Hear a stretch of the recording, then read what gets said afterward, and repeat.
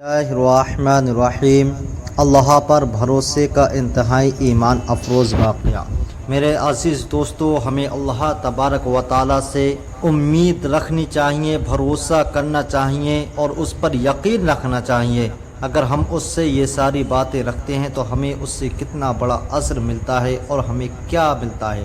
میرے عزیز دوستو، آپ اس ویڈیو میں آج بہت کچھ سیکھیں گے اور آپ کو بہت کچھ سیکھنے کے لیے ملے گا، کیونکہ میں آج جو اس ویڈیو میں بتانے جا رہا ہوں بہت ہی انتہائی اہم باتیں ہیں جنہیں آپ کو ضرور سننا چاہیے اور اس پر عمل کرنا چاہیے۔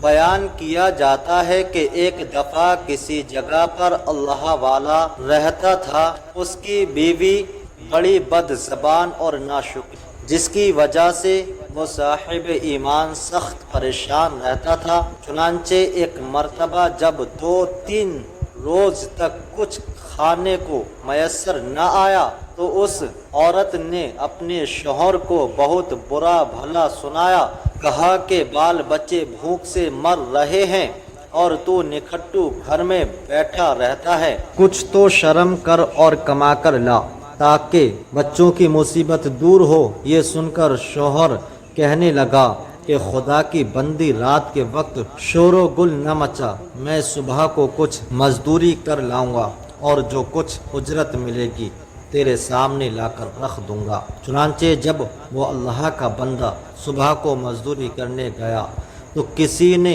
اس کی بات، باقی سب مزدور اپنے اپنے کام پر لگ گئے۔ جب اس بندہ خدا نے یہ حال دیکھا تو جنگل میں جا کر عشاء تک ذکر الہی میں مشغول رہا اور رات کو چپکے سے گھر میں جا پڑا کہ خالی ہاتھ دیکھ کر خدا جانے عورت کیا طوفان برپا کر۔ صبح اٹھ کر پھر کہے گی کہیں سے مزدوری کر کے لاؤں گا۔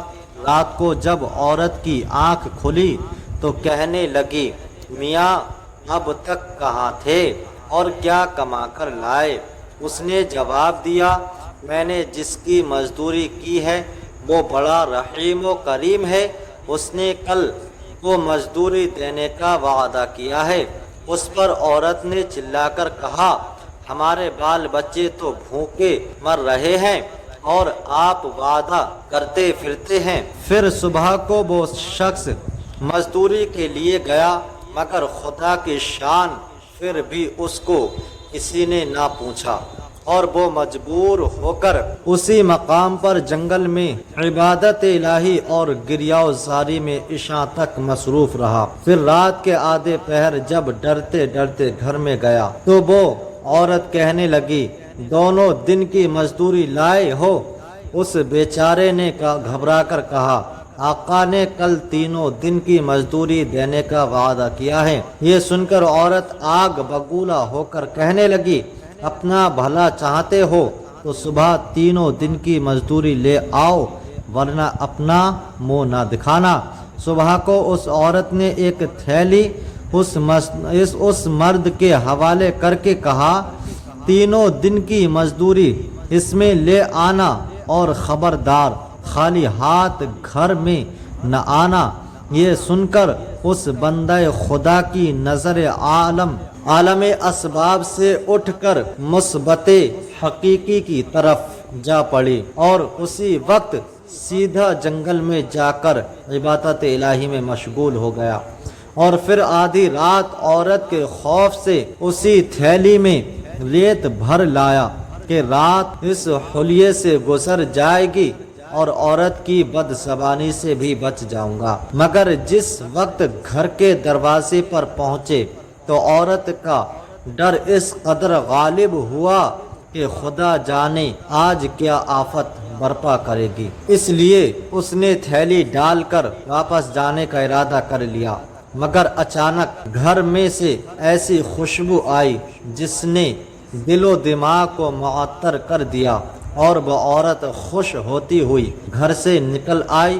اس خدا کے بندے نے اس سے دریافت کیا کہ یہ کیا معاملہ ہے؟ کہنے لگی کہ اندر چل کر اس کی حقیقت سنو اور خدا کا شکر ادا کرو، یقیناً تم سچ کہتے تھے اور تمہارا مزدوری دینے والا بھی سچا ہے۔ واقعہ یہ ہے کہ میں بچوں کے کھانے پینے کی فکر میں مدہوش بیٹھی تھی کہ اچانک کسی نے دروازے پر دستک دی۔ میں نے جا کر دیکھا کہ ایک سبز پوش دروازے پر کھڑا کہہ رہا ہے، لے اپنے شوہر کی 3 دن کی مزدوری لے لے، اور اب اس کو کچھ ایذا نہ دینا، اور اس سے کہہ دینا کہ جس قدر تو نے مزدوری کی تھی اس قدر اجرت مل گئی، زیادہ کرتا اور زیادہ پاتا۔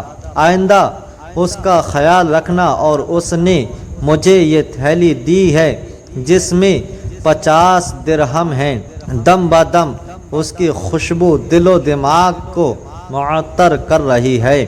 یہ سن کر وہ بندہ خدا گریہ و زاری کے ساتھ خدا کی حمد و ثنا میں کھو گیا، اور عورت اس کو شکستہ حال دیکھ کر حیران رہ گئی کہ یا خدا، یہ کیا معاملہ ہے؟